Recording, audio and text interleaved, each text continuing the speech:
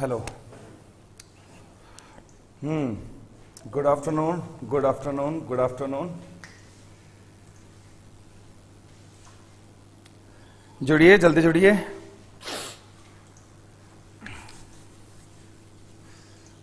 बहुत बहुत धन्यवाद। Good afternoon, good afternoon, good afternoon. आइए आइए आइए।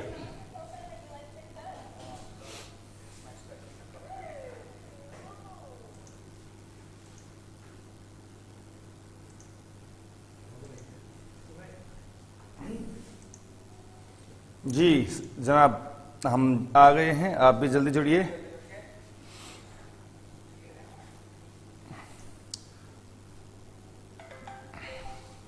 डस्टर का रख दिया इसको।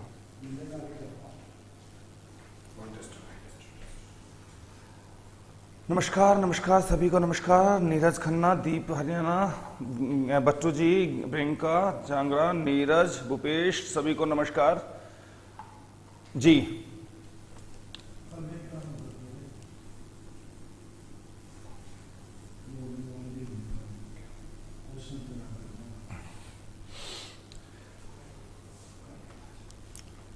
ओके, पवन कुमार जी जुड़िए, सभी लोग जुड़िए, ठीक है। राम राम राम राम, सभी को मेरा नमस्कार, राम राम। देखिए दोस्तों, आप लोगों को शुरुआत करते हैं। और आप लोगों को अच्छे से पता होगा, लास्ट क्लास में हमने बात करी थी fundamental rights and fundamental duties की। मौलिक अधिकार और मौलिक कर्तव्यों का हम जिक्र कर रहे थे। मेरी 2 वीडियो आ चुकी है इसके ऊपर, 2 क्लासेस इसके ऊपर आ चुकी है हमारे चैनल पर, यूट्यूब पे गैलेक्सी एक्सेस एजुकेशन पॉइंट पर आप लोग उसको देख सकते हो, कोचिंग पॉइंट पर आप उसको देख सकते हो। दोनों क्लासेस आपकी ऑलरेडी है। जिन्होंने देखी है, क्लास करी है, उनको समझ में आ गया होगा, नो डाउट। जिन्होंने नहीं देखी वो एक बार क्लास देख सकते हैं। हालांकि अभी जाने की जरूरत नहीं है, क्योंकि अभी बिल्कुल नया सेगमेंट स्टार्ट हो रहा है।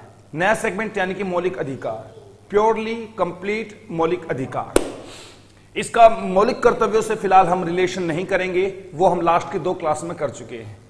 मौलिक कर्तव्य यानी कि फर्ज, यानी कि देश के प्रति हमारी कुछ ड्यूटी। मौलिक कर्तव्य यानी कि फर्ज, यानी कि देश के प्रति हमारी कुछ ड्यूटी, जिनके बारे में आप लोग लास्ट क्लास में पढ़ चुके हो। आज पढ़ने जा रहे हैं हमारे अधिकार क्या है, मौलिक अधिकार, फंडामेंटल राइट्स हमारे क्या बनते हैं। ठीक है दोस्तों, ओके, सभी को नमस्कार, बहुत बहुत नमस्कार। वेद पुनिया जी नमस्कार, और बाकी सभी लोगों को ओके।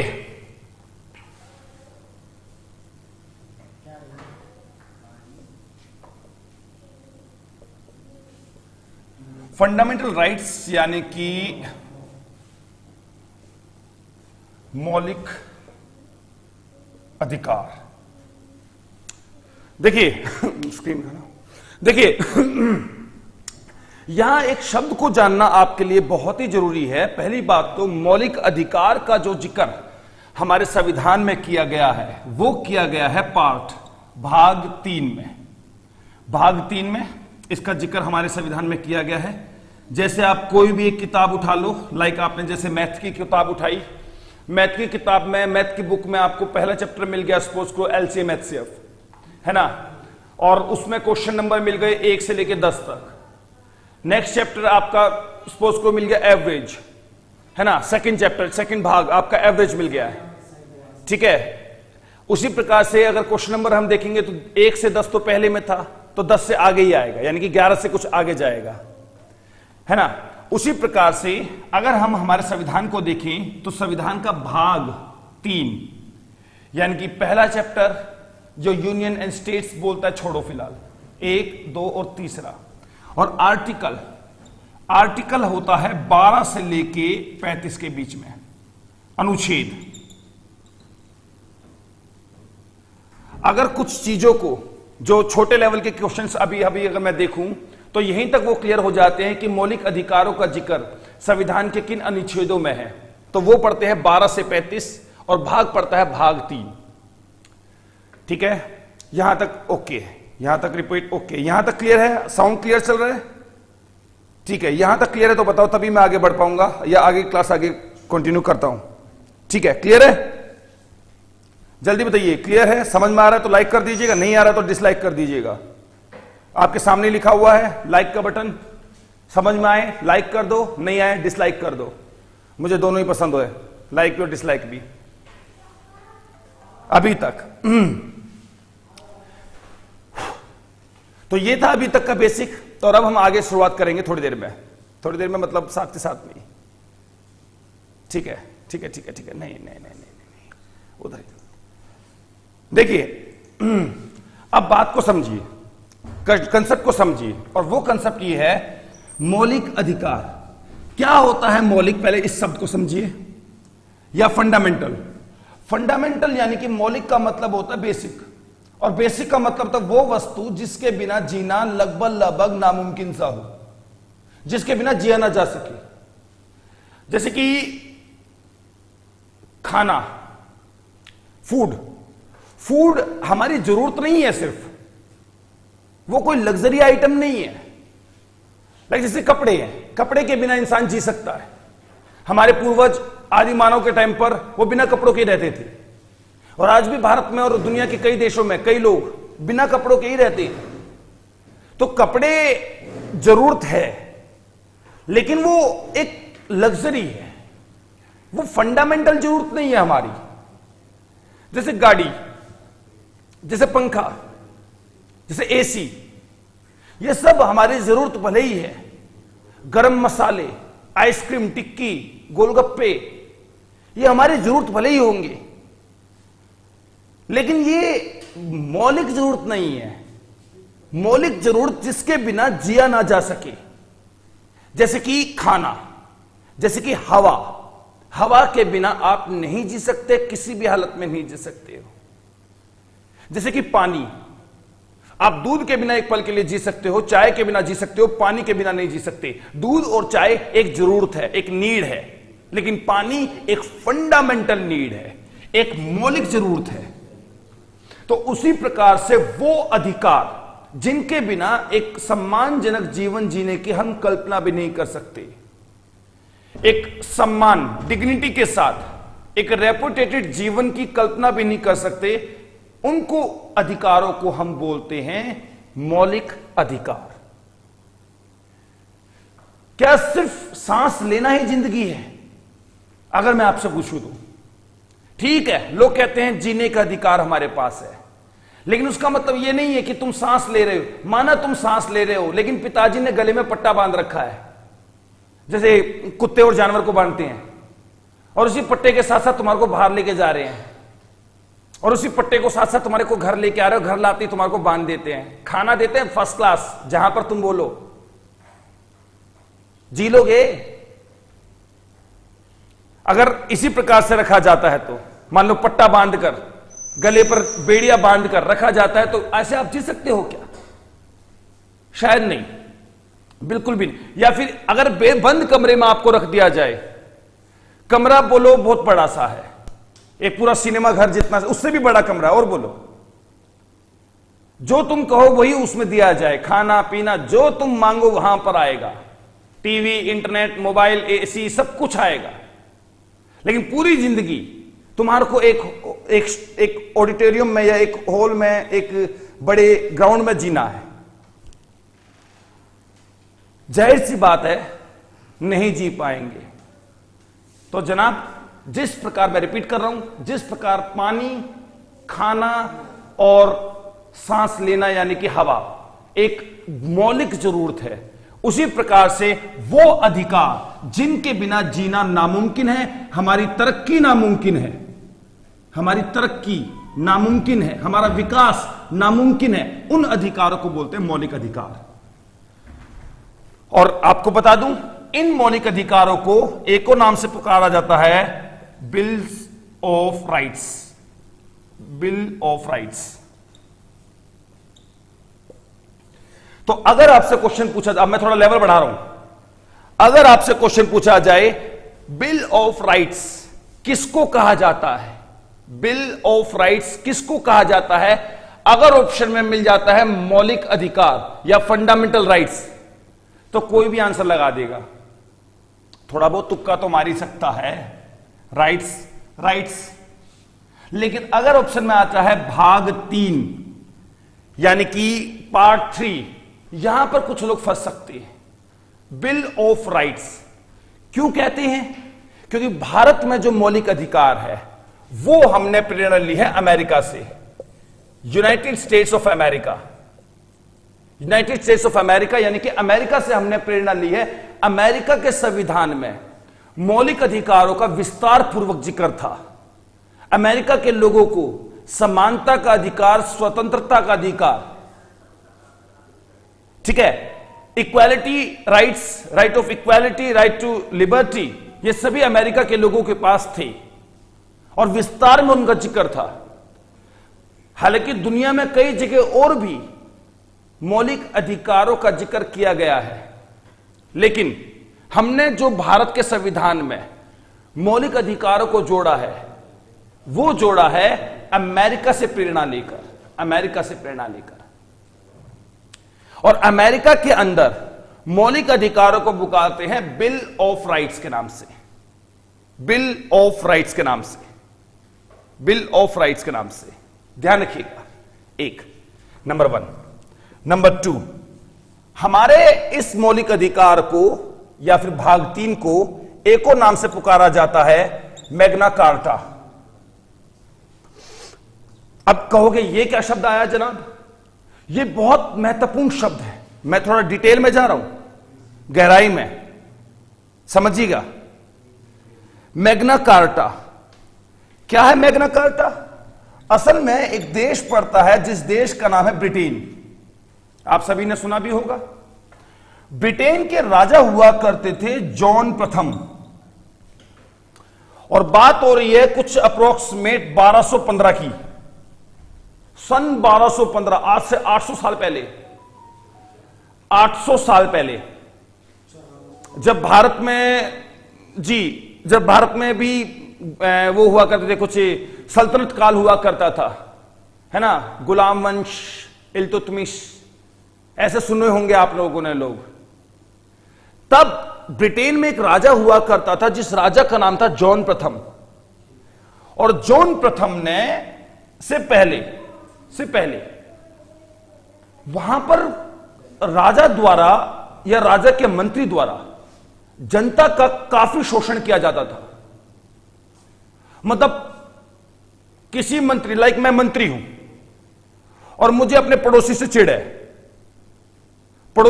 है, उठवाया, सजा दिलवा दी, महाराज से कह के उसको कोड़े मरवा दिया या फिर गर्दन कटवा दी। और पुराने जमाने में तो सजा भी अलग अलग प्रकार की हुआ करती थी। मतलब मनमानी ब्रिटेन के अंदर मंत्रियों द्वारा और राजा द्वारा काफी मनमानी की जाती थी। तो जो वहां का एक बुर्जुआ तबका हुआ करता था, एक सामंतवादी हुआ करते थे, या फिर ये कहो एक रसूखदार पैसे वाला एक तबका हुआ करता था। रसूखदार, जैसे भारत में मैं बात करूं, जैसे मुकेश अंबानी पॉलिटिशियन नहीं है, वो ना तो एमपी है, ना एमएलए है, ना ही प्रधानमंत्री है। लेकिन आप अच्छे से जानते होंगे मुकेश अंबानी, रतन टाटा, है ना, सुनील भारती, मतलब ऐसे कई लोग ऐसे हैं भारत में जो नेता नहीं है, लेकिन देश की पॉलिसी में, देश की नीतियों में बदलाव करने में पूरी क्षमता रखते हैं। तो ऐसे लोगों को बोलते हैं सामंती, बुर्जुआ। तो ब्रिटेन के अंदर ऐसे ऐसे लोगों ने, जैसे भारत में मुकेश अंबानी पढ़ते हैं, ऐसे ऐसे लोगों ने जॉन प्रथम के ऊपर दबाव डाला, ब्रिटेन के राजा पर दबाव डाला, और तब जाके जॉन प्रथम ने एक लिस्ट जारी करी जनता के अधिकारों को लेकर, लिखित में दिया कि ये जनता के अधिकार होंगे। और वो जो चिट्ठी जो राजा ने लिखी थी, उस चिट्ठी को बोलते हैं मैग्ना कार्टा, जो जनता के अधिकारों की बात करती थी कि ब्रिटेन की जनता के ये अधिकार होंगे। दुनिया में ये पहली चिट्ठी थी जो जनता के अधिकारों की बात के लिए लिखी गई थी, राजा द्वारा, मुखिया द्वारा जनता को लिखी गई चिट्ठी, दुनिया की पहली चिट्ठी कि ये तुम्हारे अधिकार होंगे। हां जी, दुनिया की पहली चिट्ठी जनता के लिए कि ये तुम्हारे अधिकार होंगे लिखित में। उस चिट्ठी को बोलते हैं मैग्ना कार्टा। और वो कहते हैं ना, एक बार तुम किसी को उंगली थमाओ, बाद में कब जाके वो कोहनी पकड़ लेता है, कब जाके बाजू पकड़ लेता है और कब जाके सर पे बैठ जाता है, पता भी नहीं चलता। सेम वैसे ही हुआ। क्या ब्रिटेन ने जब अपने लोगों को अधिकार दिए तो फ्रांस के लोगों ने भी मांगे। टाइम लगा, लेकिन अंततः फ्रांस को भी अपनी जनता को अधिकार देने पड़े, मौलिक अधिकार देने पड़े। उसके बाद बाकी देशों तक भी यह बात पहुंची। तो मैग्ना कार्टा एक इतिहास बन गया। इसीलिए इसीलिए भारत के मौलिक अधिकारों को मैग्ना कार्टा के नाम से भी पुकारा जाता है। Magna carta. तो भाग 3 किससे संबंधित है? मौलिक अधिकार, सत्यवचन। बिल ऑफ राइट्स, यह भी सत्यवचन, और मैग्ना कार्टा यह भी सत्यवचन। तो अगर आपसे पूछा जाता है भारत के किस भाग को मैग्ना कार्टा बोला जाता है, तो आंसर होगा भाग 3, पार्ट 3। भारत के किस भाग को बिल ऑफ राइट्स कहा जाता है, अधिकारों का कानून कहा जाता है, तो भाग 3 आंसर आएगा। और मौलिक अधिकार, वो तो बच्चा भी जानता है कि मौलिक अधिकार कौन से भाग में है। ठीक है, ध्यान रहे, जॉन प्रथम 1215, मैग्ना कार्टा। ब्रिटेन पहला देश था जिसने लिखित में अधिकार दिए थे, लिखित में अधिकार दिए थे, चिट्ठी। और यहां पर मैं एक और लाइन जोड़ूंगा, फ्रांस दुनिया का पहला देश था जिसने मौलिक अधिकारों को अपने संविधान में लिखा था। संविधान में लिखा था। ब्रिटेन का लिखित संविधान नहीं है दोस्तों, ब्रिटेन का लिखित संविधान नहीं है। तो दुनिया का पहला देश जिसने अपने संविधान के तहत मौलिक अधिकार दिए थे वो था फ्रांस। दुनिया का पहला देश जिसने अपने संविधान में मौलिक अधिकारों को दर्जा दिया था लिखित में, वो है फ्रांस। और तीसरा महत्वपूर्ण पड़ाव, भारत। भारत ने कौन से देश से मौलिक अधिकारों की प्रेरणा ली है? वो है अमेरिका। 3 देशों के नाम है। दुनिया का पहला वो पड़ता है आपका ब्रिटेन, जिसने लिखित में मैग्ना कार्टा दिया था। और एक सेकंड, ये मैग्ना कार्टा। और मैं एक बार थोड़ा डिस्टर्ब हो गया था, 1 मिनट में दोबारा बोलता हूं।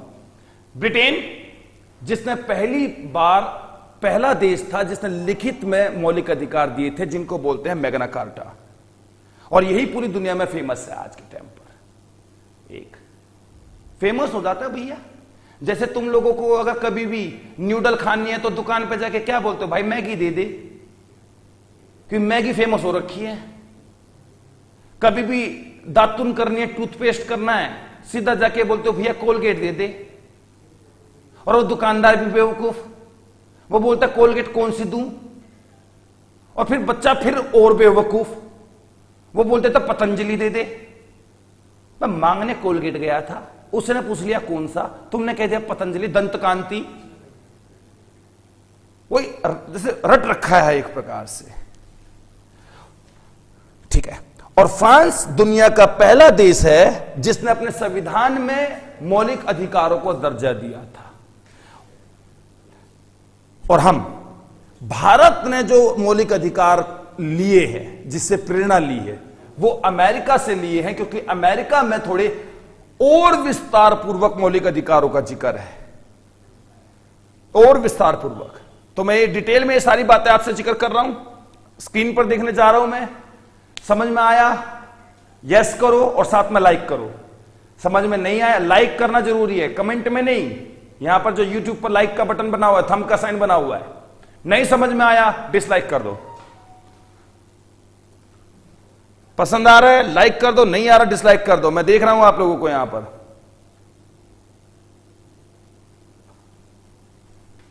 लाइक डिसलाइक कुछ भी करो, लेकिन करो।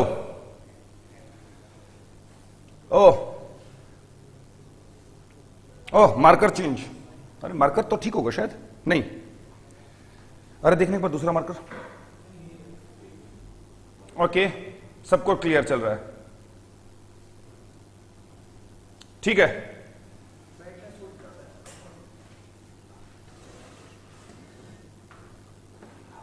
पहला रिटर्न अनुज, पहला रिटर्न कॉन्स्टिट्यूशन अमेरिका का था,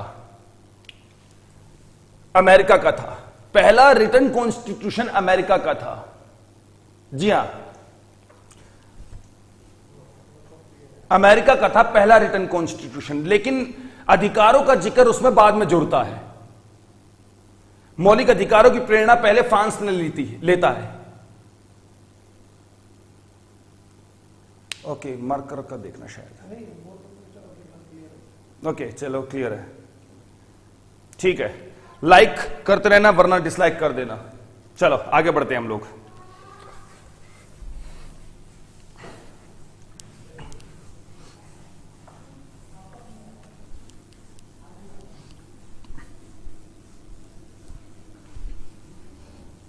और ये शब्द ध्यान रखना दोस्तों, मैं बहुत इंपॉर्टेंट शब्द दिखा रहा हूं। क्या? Magna carta. जब भी कोई, ये ऐसा शब्द हो गया अब, जब भी कोई क्रांतिकारी परिवर्तन आता है ना, रिवोल्यूशनरी चेंज, आज क्योंकि जनता कोई अधिकार थोड़ा ना होते थे जनता के पास। राजा के या बादशाह के या सुल्तान के सोच पर, उसके दरिया दिली पर जीती थी जनता। राजा अच्छा आ गया, जनता खुश। राजा बेकार आ गया, जनता बेचारी बर्बाद। राजा के ऊपर डिपेंड करता था। कई राजा ऐसे थे जैसे ही आए सारी जनता की प्रॉपर्टी खा गए, घर बार खा गए, वे बहू बेटियों को नहीं छोड़ा। ये तो राजा के ऊपर बात होती थी। लेकिन ब्रिटेन से शुरुआत होती है और उस शुरुआत को बोलते थे मैग्ना कार्टा। और उसके बाद पूरी दुनिया में ये बात फैल गई धीरे धीरे। आज पूरी दुनिया में सभी देशों के पास अधिकार हैं, लगभग सभी देशों के पास। तो कभी भी क्रांतिकारी परिवर्तन आता है तो उसको आज भी मैग्ना कार्टा बोलते हैं। जैसे कि मान लो ये है, मान लो जीएसटी है।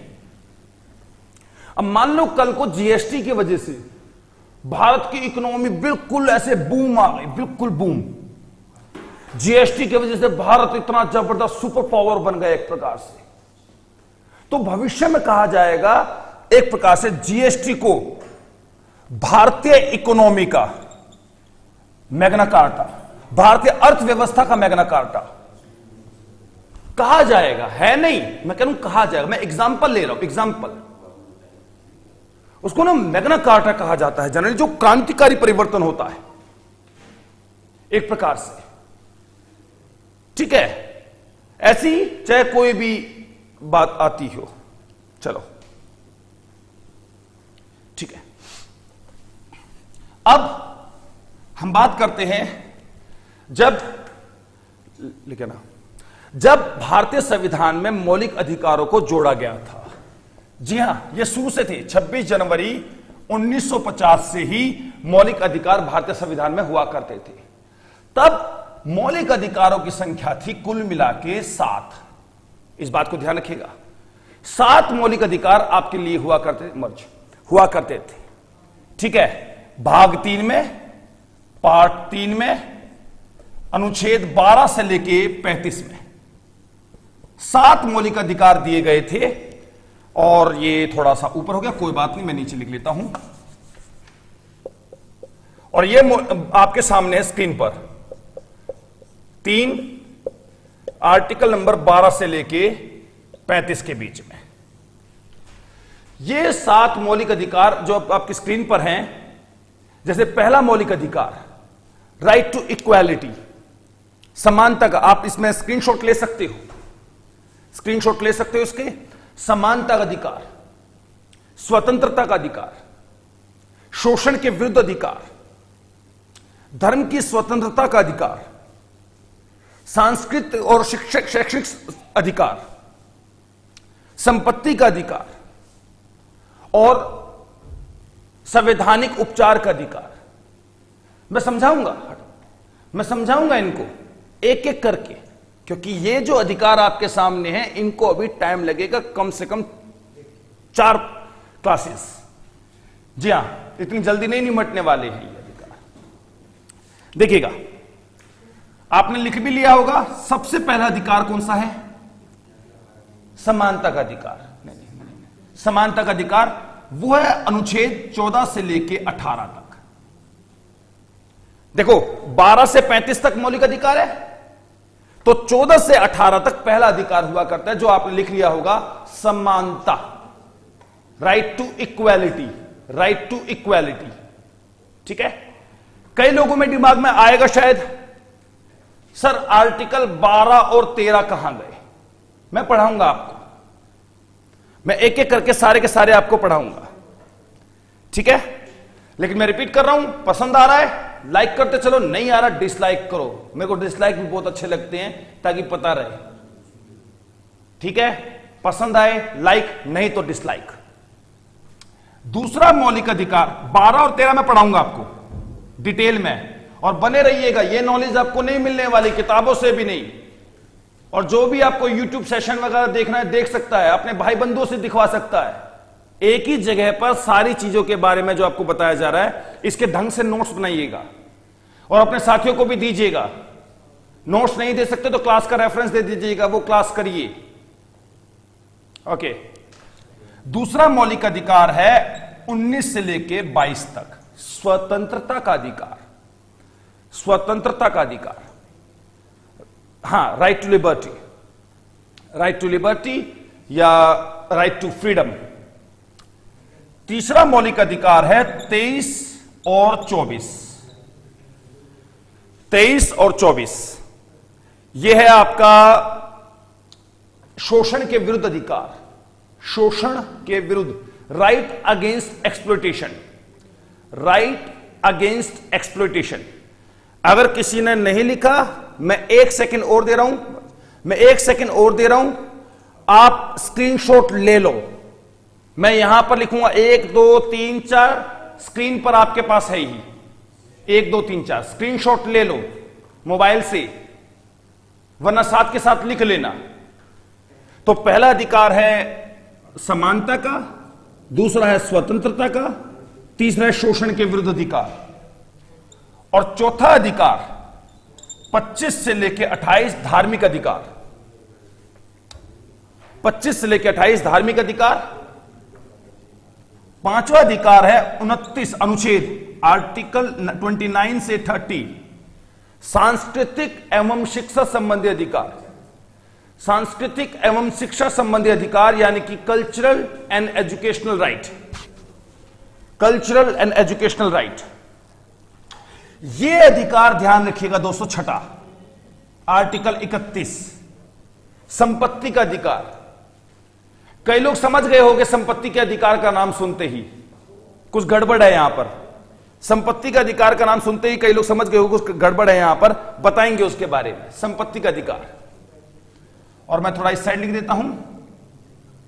7वां अधिकार है हमारे पास आर्टिकल 32, संवैधानिक उपचार का अधिकार, constitutional remedies, right to constitutional remedies. क्या मतलब है, सब पढ़ाऊंगा, लेकिन फिलहाल यहां तक समझो। मोटे तौर से मान लो उसने पूछा नौकरियों में समानता, कि जब नौकरी निकलेगी, देश में भर्ती निकलेगी, आप सब समान होगी। देखो अगर क्वेश्चन पूछा है नौकरियों में समानता, मैं सभी के सभी आर्टिकल आपको डिटेल में पढ़ाऊंगा, डिटेल में। लेकिन कहने की बात यह है, अगर सारे आर्टिकल याद ना भी होते हो, पहली बात हो जाएंगे, हो जाएंगे, बस क्लास को ध्यान से देखते रहिएगा। लेकिन अगर सारे अधिकार ना भी याद होते हो, कम से कम इतना कर लेना, कम से कम इतना कर लेना। क्योंकि जब उसने पूछा नौकरियों में समानता और ऑप्शन दिया इस प्रकार से, मान लो 15, 16, 19, 22, बताओ कौन से अनुच्छेद में है। मान लो आप ही से पूछा नौकरियों में समानता, मान लो कौन से अनुच्छेद में है। ठीक है, 15, 16, 19 और 22 नौकरियों में समानता जब पूछा गया, ठीक है, तो कम से कम आप लोग तुक्का मारने लायक तो हो जाओगे। जी हां, जैसे अब शुरुआत हो गई है, ठीक है, हां, जैसे कम से कम तुक्का तो मार ही लोगे। जी जी, जैसे अभी मैं देख पा रहा हूं आप लोग तुक्का मार रहे हो, बढ़िया, ठीक है, ऐसे कुछ लिख रहे हैं। हाँ, बहुत अच्छे, बहुत अच्छे, ठीक है। कम से कम तुक्का मारने लायक आप इस प्रकार से हो जाओगे कि मैंने कहा नौकरी में समानता, समानता का अधिकार तो इसमें है, और जब समानता का अधिकार, राइट टू इक्वालिटी इसमें है, तो ये तो हो नहीं सकता, ये हो नहीं सकता, अक्कड़ बक्कड़ तो खेल ही लोगे।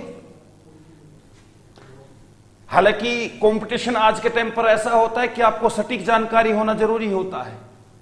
ये अक्कड़ बक्कड़ खेलने का टाइम नहीं होता है कि तुम तुक्का मारो। बट कभी ना पता हो तो क्या कर सकते हैं, छोटे मोटे पेपरों के लिए कह रहा हूं, तुक्का मारने लायक बन जाओ। आंसर तो खैर यही है, बहुत लोग बता भी रहे हैं, ठीक है ना। हां, आंसर तो इसी प्रकार से है, लेकिन कम से कम इतना आप याद कर लो। चलो आगे बढ़ता हूं मैं। देखिए, तो जब भारतीय संविधान लागू किया गया था तब मौलिक अधिकार थे 7, लेकिन बाद में ये जो छठा मौलिक अधिकार है, राइट टू प्रॉपर्टी,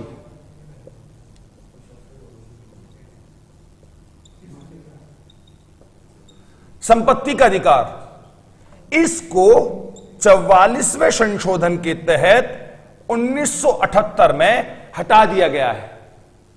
अब यह मौलिक अधिकार नहीं है, अब इसको संविधान के भाग पार्ट 12 में रखा गया है और आर्टिकल 300A में रखा गया है, और अब ये एक लीगल राइट है। लीगल राइट यानी कि कानूनी अधिकार है, कानूनी अधिकार है। अब ये एक मौलिक अधिकार नहीं है आप लोगों का।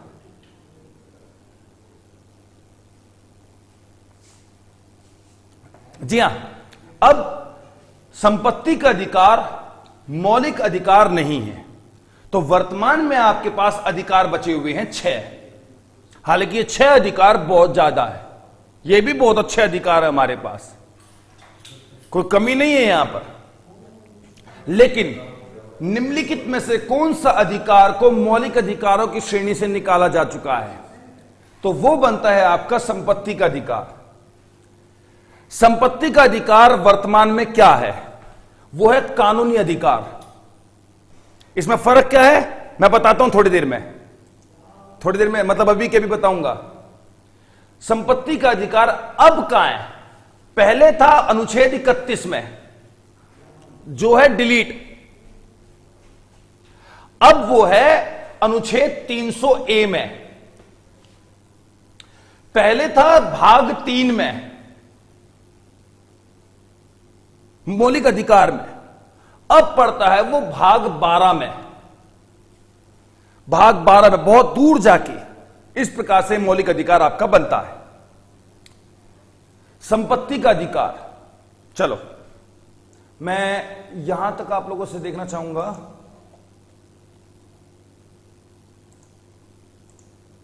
ठीक है, यहां तक क्लियर हो गया? बिल्कुल बिल्कुल।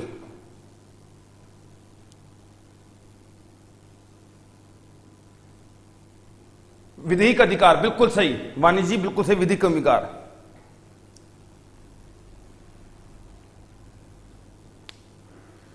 ओके, बिल्कुल बिल्कुल समझ में आ रहा है, बहुत अच्छे।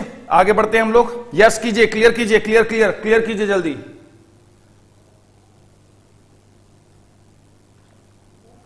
जल्दी क्लियर कीजिए ताकि हम एक एक अधिकार के ऊपर जा सके। बहुत अच्छे। और लाइक करते चलिएगा, लाइक करते चलिएगा। अगर पसंद आए तो लाइक, नहीं आए तो डिसलाइक। डिसलाइक, लाइक या डिसलाइक।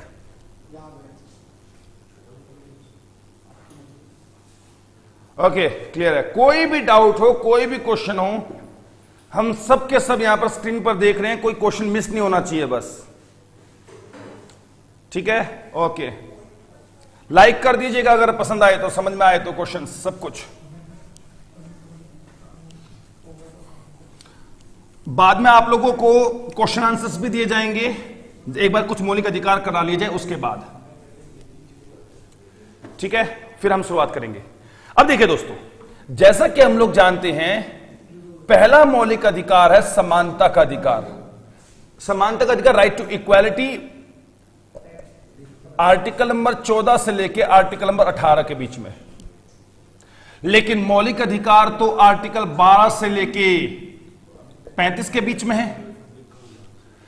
तो बाकियों में क्या है?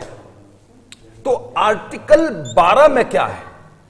आर्टिकल 12 में दोस्तों स्टेट, स्टेट यानी कि राज्य की व्यवस्था की डेफिनेशन दी गई है। नहीं, आर्टिकल 12 में राज्य की डेफिनेशन दी गई है। स्टेट का मतलब बताया गया है कि कौन तुम्हारे मौलिक अधिकार छीनेगा तो तुम उसके खिलाफ कानूनी कार्रवाई कर सकते हो। तुम सीधा सुप्रीम कोर्ट जा सकते हो।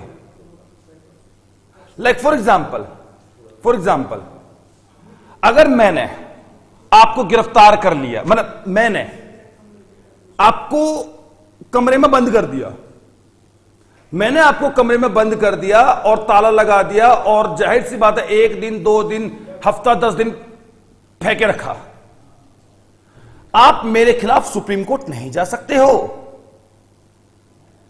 ना हाई कोर्ट जा सकते हो। मैंने मौलिक अधिकार आपका छीना जरूर है, बट मेरे खिलाफ सुप्रीम कोर्ट हाई कोर्ट नहीं जा सकते हो। मैं एक प्राइवेट आदमी हूं, एक प्राइवेट पर्सन हूं, एक इंडिविजुअल हूं, मैं राज्य नहीं हूं। मेरे खिलाफ किडनैपिंग का चार्ज लगेगा, किडनैपिंग, मैंने किडनैप किया है, और सिविल कोर्ट, डिस्ट्रिक्ट कोर्ट जो कोर्ट है, क्रिमिनल कोर्ट, वहां पर मेरे खिलाफ केस चलेगा। लेकिन पुलिस, अगर पुलिस ने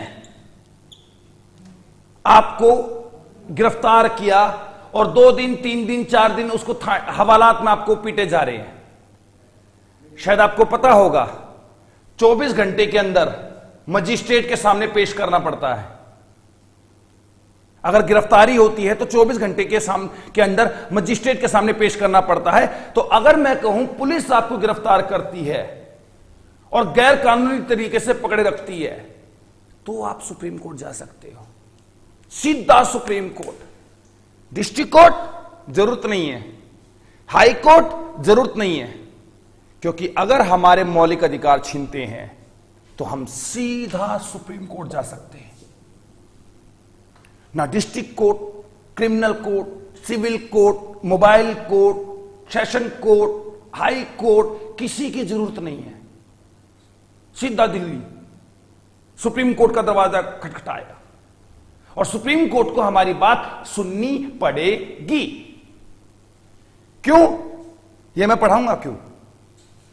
लिखा हुआ है संविधान में, आर्टिकल 32 उसी का जिक्र है, आर्टिकल 32 उसी का जिक्र है।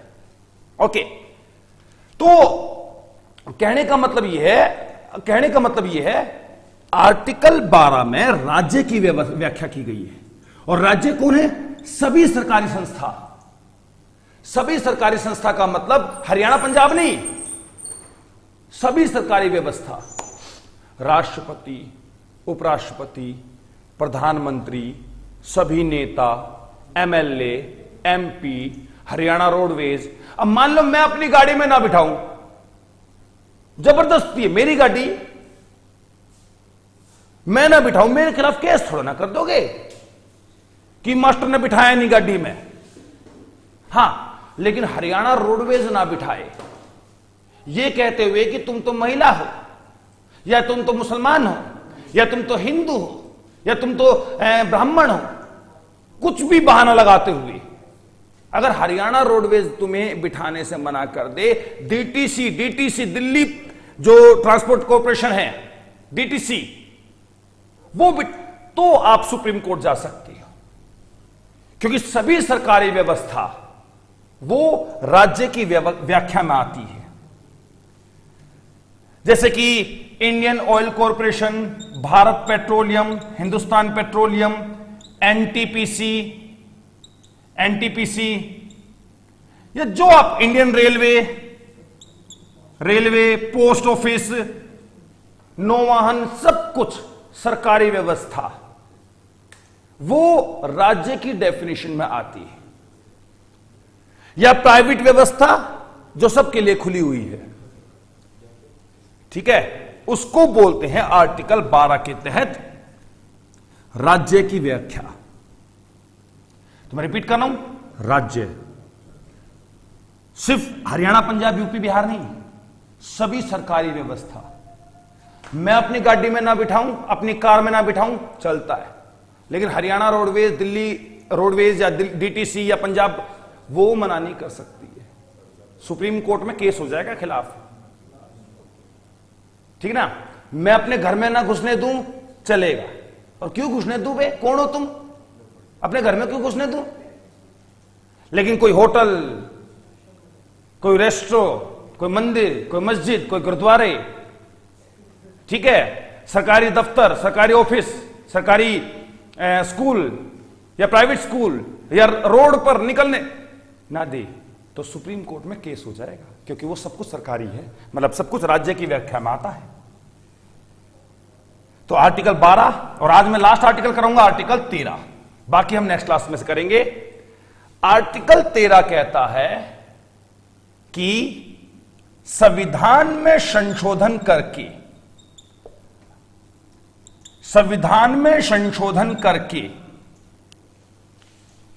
आर्टिकल 13 कहता है कि संविधान में संशोधन करके देश की संसद, पार्लियामेंट, ध्यान रखिएगा, राष्ट्रपति नहीं, प्रधानमंत्री नहीं, हरियाणा नहीं, यूपी बिहार नहीं, राजस्थान गुजरात नहीं, देश की संसद, पार्लियामेंट, संविधान में बदलाव करके आपको मौलिक अधिकार दे भी सकते हैं, आपसे मौलिक अधिकार छीन भी सकते हैं, और आपके मौलिक अधिकारों को कम भी कर सकते हैं। हां, उसके बेसिक स्ट्रक्चर को हाथ नहीं लगा सकते, मूलभूत ढांचे को परिवर्तित नहीं कर सकते। इस शब्द को मैं बाद में बताऊंगा, मूलभूत ढांचा या बेसिक स्ट्रक्चर, इसको मैं बाद में बताऊंगा। फिलहाल सुनो, आर्टिकल 13 में लिखा है संसद संशोधन करके कोई भी मौलिक अधिकार को कम कर सकती है, छीन सकती है, या आपको एक्स्ट्रा मौलिक अधिकार दिए भी जा सकते हैं,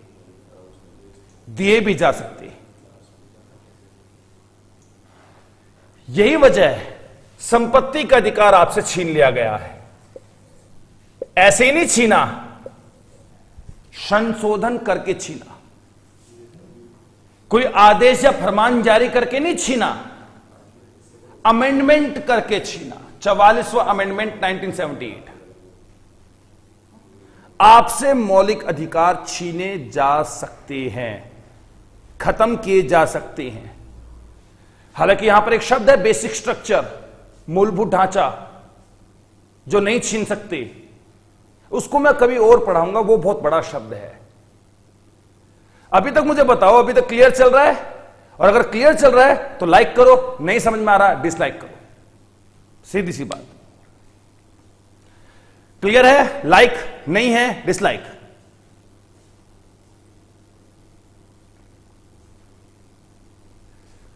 ओके जी, रोज ही क्लास है अब हमारी, रोज ही हम क्लास ले भी रहे हैं।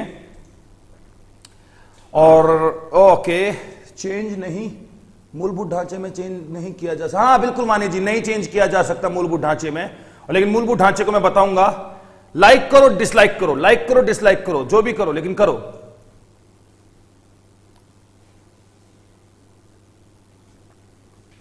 Clear? Okay clear. No Prince Hooda, क्या समझ में नहीं आया प्रिंस? हालांकि आपने लिखा नहीं, सिर्फ नो लिख दिया, ये नहीं समझ में आया, समझ में आ गया, नहीं समझ में आया। ओके करना वही।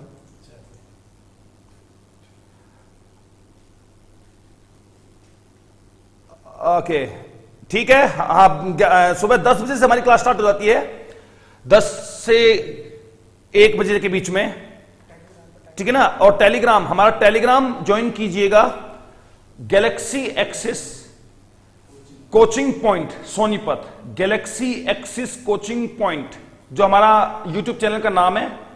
टेलीग्राम को ज्वाइन करो, आपको टाइम टेबल मिलता रहेगा। जो लोग नहीं जुड़े हुए, मैं आपको बता दूं, टेलीग्राम पर एक सॉफ्टवेयर होता है, एक ऐप होती है, जैसा कि व्हाट्सएप होता है।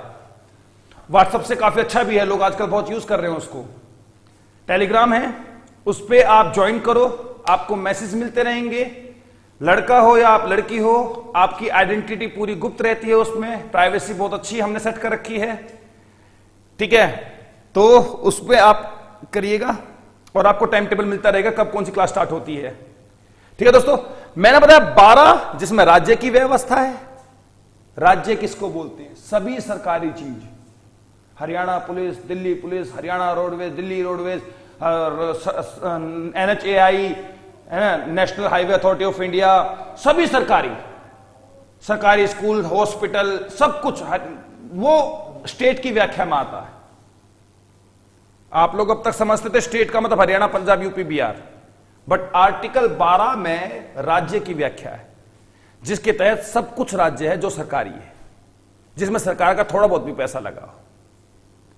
और रही बात 13, आर्टिकल 13 कहता है संसद, पार्लियामेंट अमेंडमेंट करके मौलिक अधिकारों को कम कर सकती है, छीन सकती है और एक्स्ट्रा भी दे सकती है। चलो दोस्तों, आज 12 और 13 करा है, बाकी हम नेक्स्ट क्लास में करेंगे। आज के लिए इतना ही था। पसंद आए, मैं फिर बोल रहा हूं, लाइक करना, वरना डिसलाइक कर देना, ठीक है दोस्तों। गुड आफ्टरनून, फिर मिलते हैं अगली क्लास में।